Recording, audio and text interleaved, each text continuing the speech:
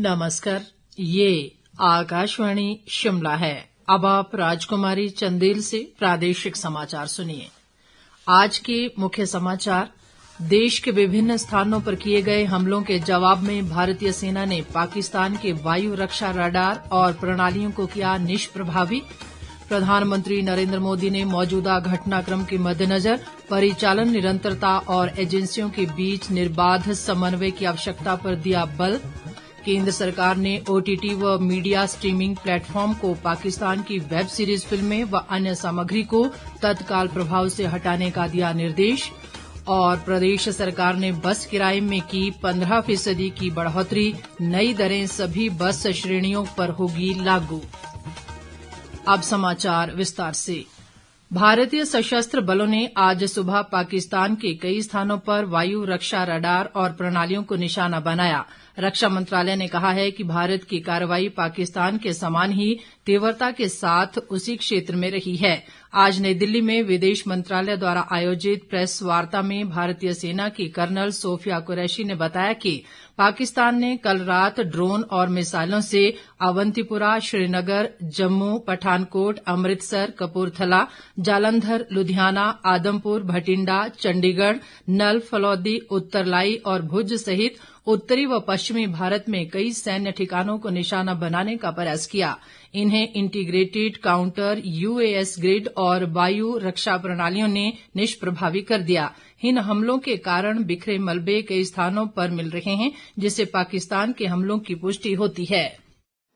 Operation सिंदूर पर 7 मई 2025 को हुई प्रेस कॉन्फ्रेंस के दौरान भारत ने अपनी प्रतिक्रिया को केंद्रित, संतुलित और गैर उत्तेजक बताया था। यह विशेष रूप से स्पष्ट किया गया था कि पाकिस्तानी सैन्य ठिकानों को निशाना नहीं बनाया गया। साथ ही दोहराया गया कि भारत में किसी भी सैन्य लक्ष्य पर हमले का उचित जवाब दिया जाए। 7 से 8 मई 2025 की रात को पाकिस्तान ने उत्तरी और पश्चिमी भारत में स्थित कई सैन्य ठिकानों को, जैसे कि अवंतीपुरा, श्रीनगर, जम्मू, पठानकोट, अमृतसर, कपूरथला, जालंधर, लुधियाना, आदमपुर, भटिंडा, चंडीगढ़, नाल, फलौदी, उत्तरलाई और भुज पर ड्रोन और मिसाइलों से हमला करने का प्रयास किया। इन हमलों को इंटीग्रेटेड काउंटर यूएस ग्रिड और वायु रक्षा प्रणालियों द्वारा निष्क्रिय कर दिया गया। इन हमलों का मलबा कई स्थानों से बरामद हुआ, जो कि पाकिस्तानी हमलों का प्रमाण है। कर्नल सोफिया कुरैशी ने बताया कि आज सुबह पाकिस्तान ने जम्मू कश्मीर के कुपवाड़ा, बारामुल्ला, उरी, पुंछ, मेंढर और राजौरी सेक्टरों में नियंत्रण रेखा के पास अकारण गोलीबारी की तीव्रता बढ़ा दी है। आज सुबह भारतीय सशस्त्र बलों ने पाकिस्तान के कई स्थानों पर वायु रक्षा रडार और प्रणालियों को निशाना बनाया। भारत की प्रतिक्रिया समान क्षेत्र में समान तीव्रता के साथ की गई। यह विश्वसनीय रूप से ज्ञात हुआ कि लाहौर में स्थित एक वायु रक्षा प्रणाली को निष्क्रिय कर दिया गया। पाकिस्तान ने नियंत्रण रेखा पर अकारण गोलीबारी की तीव्रता बढ़ा दी है, जिसमें कुपवाड़ा, बारामुल्ला, उरी, पुंछ, मेंढर और राजौरी क्षेत्रों में मोर्टार और भारी तोपखाने का इस्तेमाल किया जा रहा है। इससे पहले प्रधानमंत्री नरेंद्र मोदी ने आज राष्ट्रीय सुरक्षा से संबंधित हाल के घटनाक्रम के मद्देनजर राष्ट्रीय तैयारियों और अंतर मंत्रालय समन्वय की समीक्षा के लिए विभिन्न मंत्रालयों व विभागों के सचिवों के साथ उच्च स्तरीय बैठक की अध्यक्षता की। प्रधानमंत्री ने परिचालन निरंतरता और संस्थागत परिवर्तनशीलता को बनाए रखने के लिए मंत्रालयों व एजेंसियों के बीच निर्बाध समन्वय की आवश्यकता पर बल दिया। प्रधानमंत्री ने राष्ट्र के संवेदनशील दौर से गुजरने के दौरान निरंतर सतर्कता, संस्थागत तालमेल और स्पष्ट संचार का आह्वान किया।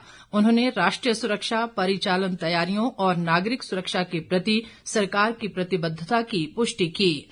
इस बीच ऑपरेशन सिंदूर पर नई दिल्ली में रक्षा मंत्री राजनाथ सिंह की अध्यक्षता में आयोजित सर्वदलीय बैठक में सभी राजनीतिक दलों ने आतंकवाद के खिलाफ भारतीय सेना की जवाबी कार्रवाई की प्रशंसा की है और एकमत से अपना समर्थन व्यक्त किया है। संसदीय कार्यमंत्री किरेन रिजिजू ने बैठक को रचनात्मक बताया और कहा कि हर नेता ने देश के सामने मौजूदा चुनौती को समझते हुए जिम्मेदारी पूर्वक अपने विचार प्रकट किए।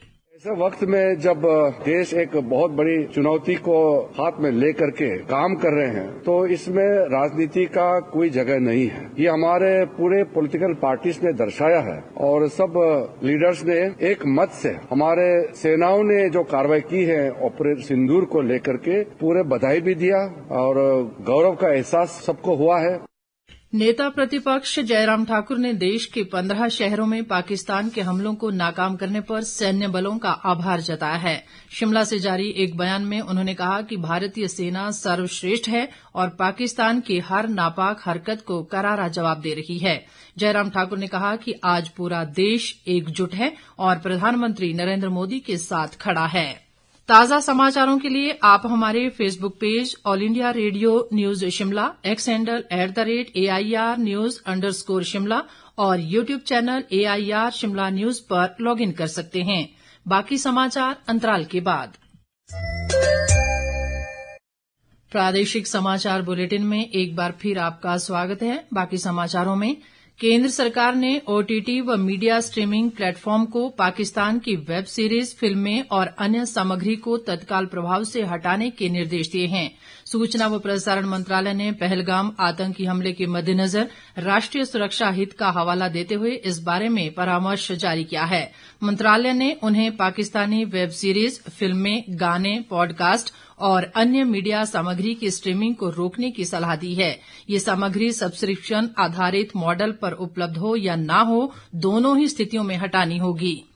राज्यपाल शिव प्रताप शुक्ल ने कहा है कि प्रधानमंत्री नरेंद्र मोदी के नेतृत्व में ऑपरेशन सिंदूर राष्ट्रीय गौरव के प्रतीक के रूप में सामने आया है। उन्होंने भारतीय सेना की इस निर्णायक कार्रवाई की प्रशंसा की। राज्यपाल आज अंतर्राष्ट्रीय रेडक्रॉस दिवस के अवसर पर हमीरपुर में आयोजित राज्य स्तरीय कार्यक्रम की अध्यक्षता कर रहे थे। उन्होंने कहा कि ऑपरेशन सिंदूर केवल एक सैन्य कार्रवाई नहीं है, बल्कि भारत की संप्रभुता, रणनीतिक शक्ति और आतंकवाद के विरुद्ध अडिग संकल्प का प्रतिनिधित्व करता है। शिव प्रताप शुक्ल ने अंतर्राष्ट्रीय रेडक्रॉस दिवस की शुभकामनाएं देते हुए कहा कि रेडक्रॉस पीड़ित मानवता की सेवा के लिए समर्पित संस्था है। उन्होंने नागरिकों से रेडक्रॉस से जुड़ने और मानवीय कार्यों में योगदान देने का आह्वान किया। इससे पहले राज्यपाल ने जिला रेडक्रॉस सोसाइटी द्वारा आयोजित रैली को भी हरी झंडी दिखाकर रवाना किया। इस अवसर पर लेडी गवर्नर व राज्य रेडक्रॉस अस्पताल कल्याण अनुभाग की अध्यक्ष जानकी शुक्ल भी उपस्थित रहीं। इस बीच विश्व रेडक्रॉस दिवस के अवसर पर आज शिमला में बच्चों और रेडक्रॉस स्वयंसेवकों ने मुख्यमंत्री सुखविंदर सिंह सुक्खू से भेंट की। इस अवसर पर उन्होंने मुख्यमंत्री को रेडक्रॉस के स्टिकर भेंट किए। मुख्यमंत्री ने रेडक्रॉस कोष में योगदान दिया और लोगों से भी इस कोष में उदारतापूर्वक अंशदान का आह्वान किया। सुखविंदर सिंह सुक्खू ने कहा कि रेडक्रॉस स्वयंसेवक मानवीय कल्याण के लिए बिना किसी लाभ के सदैव ही सराहनीय कार्य करते हैं। मुख्यमंत्री ने कहा कि रेडक्रॉस स्वयंसेवक आपदा प्रभावितों को समय पर राहत सामग्री उपलब्ध करवाने और मुश्किल समय में उम्मीद की नई किरण भी प्रदान करते हैं। प्रदेश सरकार ने बस किराए में 15% की बढ़ोतरी कर इसे तत्काल प्रभाव से लागू कर दिया है। राज्य परिवहन विभाग की ओर से जारी अधिसूचना के अनुसार अब लंबी दूरी की यात्रा के लिए साधारण बसों में मैदानी क्षेत्रों में किराया ₹1.60, जबकि पहाड़ी क्षेत्रों में ₹2.50 प्रति किलोमीटर कर दिया गया है। इसी तरह डीलक्स बसों में मैदानी क्षेत्रों में ₹1.95 और पहाड़ी क्षेत्रों में ₹3.10, वहीं एसी व सुपर डीलक्स बसों में मैदानी क्षेत्रों में ₹3.90, जबकि पहाड़ी क्षेत्रों में ₹5.20 प्रति किलोमीटर तय किया गया है। नई दरें सभी बस श्रेणियों पर लागू होंगी। इस बीच हिमाचल प्रदेश में प्रवेश करने वाली बाहरी राज्यों की वॉल्वो और अन्य कॉन्ट्रैक्ट कैरिज बसों को अब स्पेशल रोड टैक्स मैनुअल तरीके से अदा करना होगा। केंद्र सरकार द्वारा NIC पोर्टल से ये सुविधा हटाए जाने के बाद राज्य परिवहन विभाग ने ये फैसला लिया है। विभाग के निदेशक DC नेगी ने बताया कि बाहरी कॉन्ट्रैक्ट कैरिज बसों को अब बॉर्डर पर मैनुअल टैक्स देना अनिवार्य होगा। उन्होंने कहा कि इसके लिए सभी अधिकारियों को निर्देश जारी कर दिए गए हैं। इस बीच नेता प्रतिपक्ष जयराम ठाकुर ने कहा है कि राज्य सरकार ने बसों के किराए में बढ़ोतरी कर प्रदेश की जनता के साथ नाइंसाफी की है। उन्होंने कहा कि सुक्खू सरकार के कार्यकाल में एचआरटीसी प्रदेश के लोगों को परेशान करने का जरिया बन गई है। वहीं पूर्व केंद्रीय मंत्री व सांसद अनुराग सिंह ठाकुर ने कहा है कि प्रदेश में कांग्रेस सरकार आए दिन जन विरोधी फैसले ले रही है और हिमाचल में सरकार की कार्यशैली कुशासन का पर्याय बन चुकी है। एक बयान में उन्होंने कहा कि राज्य सरकार ने एचआरटीसी की बसों में 15% किराए की बढ़ोतरी कर जनता पर महंगाई का बोझ डालने का काम किया है। अनुराग ठाकुर ने कहा कि प्रदेश में महंगाई की मार से जनता बेहाल है और सरकार अपनी नाकामियों का जश्न मनाने में व्यस्त है। उन्होंने कहा कि ये सरकार हिमाचल के इतिहास की सबसे निकम्मी सरकार साबित हुई है। अंत में मुख्य समाचार एक बार फिर। देश के विभिन्न स्थानों पर किए गए हमलों के जवाब में भारतीय सेना ने पाकिस्तान के वायु रक्षा रडार और प्रणालियों को किया निष्प्रभावी। प्रधानमंत्री नरेंद्र मोदी ने मौजूदा घटनाक्रम के मद्देनजर परिचालन निरंतरता और एजेंसियों के बीच निर्बाध समन्वय की आवश्यकता पर दिया बल। केंद्र सरकार ने ओटीटी व मीडिया स्ट्रीमिंग प्लेटफॉर्म को पाकिस्तान की वेब सीरीज फिल्में व अन्य सामग्री को तत्काल प्रभाव से हटाने का दिया निर्देश। और प्रदेश सरकार ने बस किराए में की 15% की बढ़ोतरी। नई दरें सभी बस श्रेणियों पर होंगी लागू। इसी के साथ ये समाचार बुलेटिन समाप्त हुआ। हमारा अगला बुलेटिन आप सुन सकते हैं कल सुबह 9:20 पर।